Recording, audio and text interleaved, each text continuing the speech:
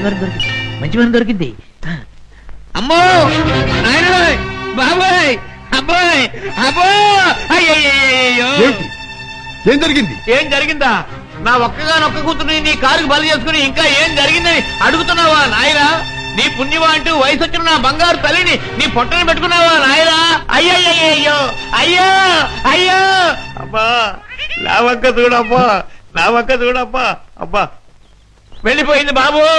ఎక్కడికి వెళ్ళిపోయిందయ్యా? నీ ఎదురుగానే పడిందిగా. అయ్యయ్యో ప్రాణాలు పోయాక పీరుకుంటే మాత్రం లాభం ఏంటి నాయనా? కర్మకాండ చేయడానికి కూడా డబ్బులు లేవు బాబు. గంధపు చెక్కలతో దానం చేద్దామని అనుకున్నాను బాబు. ఇప్పుడు మామూలు పొలకు కూడా డబ్బులు లేవు తల్లు. అయ్యా అయ్యో పాపం. బాబాయ్ గంధపు చెక్కలు లేకపోయినా మామూలు పుల్లలతో కాల్చొచ్చుగా. చాలు బాబు చాలు. గంధపు చెక్కలు నా సాగుకు చూసుకోవచ్చు. మామూలు కర్మకాండకైనా 300 కావాలి నాయనా. అంతే కదా బాబాయ్. డిక్కీలో డబ్బా ఉంది పట్రా. డబ్బా? ఏం డబ్బా బాబు? డబ్బులు డబ్బా? చూస్తే నీకే తెలుస్తుందిగా, పట్రా.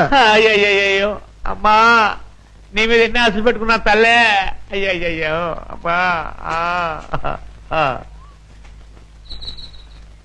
ఆహా, ఫుల్ మూన్ లాంటి ఈ ఫేస్, దొండ పండు లాంటి ఈ లిప్స్, కట్టుకున్న వాడికి ఎవడికు గుమ్మడి పండు లాంటి కొడుకుని ఇచ్చే ఈ శాల్తీ కాసేపట్లో కాలిపోవలసిందేనా?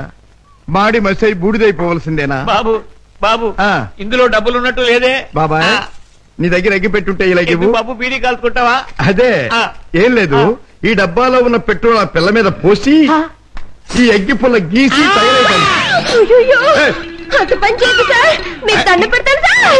అబ్బే అదేం లాభం లేదు. నువ్వు చచ్చిపోయిందనివి.